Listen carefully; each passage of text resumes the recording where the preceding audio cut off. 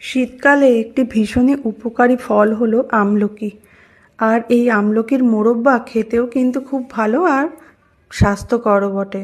সেদিন বানিয়েছিলাম আমলকির মোরব্বা। আমলকিগুলো প্রথমে এইভাবে ভাপিয়ে নিলাম, তারপর একটু ঠান্ডা হওয়ার পর খুব সহজেই এর মধ্যের বীজগুলো ফেলে দেওয়া যায়।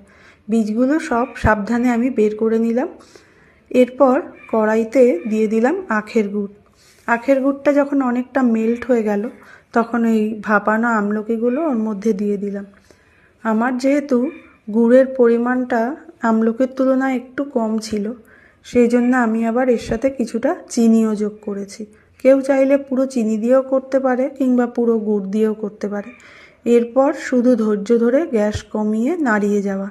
নাড়াতে নাড়াতে এইভাবে যখন পুরোটা মজে আসবে, আমলকিগুলো একদম সেদ্ধ হয়ে নরম হয়ে গুড়ের সাথে মজে যাবে ভালো করে, তখনই গ্যাস অফ করে আমি ওপর থেকে এইভাবে এলাচের গুঁড়ো আর একটু দারচিনি গুঁড়ো ছড়িয়ে দিয়েছি। ঠান্ডা হওয়ার পর কাচের পাত্রে এইভাবে ভরে রেখেছি। আমলকির মোরব্বা কিন্তু শীতকালে ভীষণই উপকারী একটি খাবার।